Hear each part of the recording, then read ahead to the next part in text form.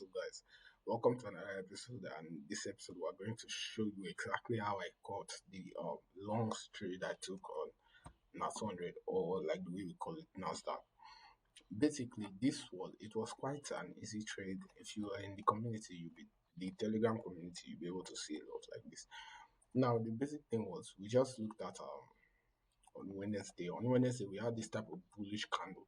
So obviously, we are looking at to continue the bullish candle on what on Thursday, and this is the Thursday candle. Yeah, this is Friday that I'm recording this video, so you can see there about. So the next thing I did was I just went down to my 30 minutes time frame in the morning of that Wednesday to look for what my entries. Now I don't know how to explain it, but I've seen it work several times in the market that I literally cannot explain it to you. There's a synopsis of that.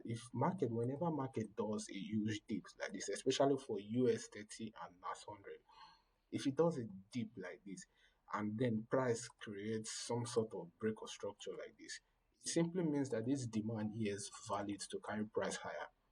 This is just literally the example here. Even if this is not a valid break or structure, but as long as price has tampered with this high, this internal high, it means that what this is a valid what demand level. And I'll show you on the chart. That's basically what I used. The major thing I did was I found out that here was balanced, right? After seeing there's balance, there's even another trade here that I've forgotten to do a recap on, but regardless, there's this also that is balanced, right? So now this is the major steep. After this steep, I saw this sort of move here, this pullback that happened here. On the 30 minutes, it's looking as if it's nothing, right? Let's go down to the 15 minutes time frame. Let you see clearly.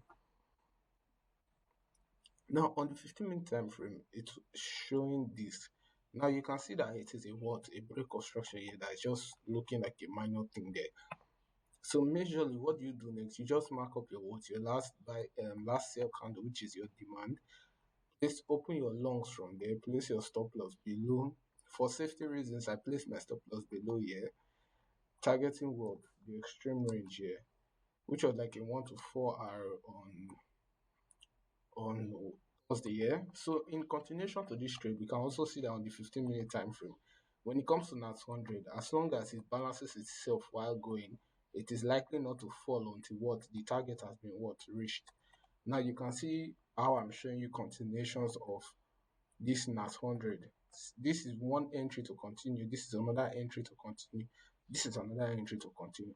This is how price moves in fractal time frame when it comes to nas 100 or Nasdaq, especially when you have your bias intact. So majorly, this is just entirely everything about nas 100 that we took on Thursday.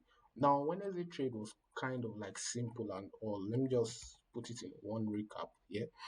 On Wednesday trade was quite simple. It's the same process. We mark up our daily DOL, our daily draw on liquidity. After marking it up, then we mark up our 30 minutes entry, which I marked up here. I don't know why network is misbehaving. I marked up here and thereabout and so on. Now, after we just marked it up there, placing our targets above this high, because this was on Tuesday's high, placing our targets here, aiming here, and that's how we just caught that long trade on nas 100. Wednesday and Thursday trades, very sweet. Since network is misbehaving, this is where we end it. Catch you guys on next episode, and eventually should be next week.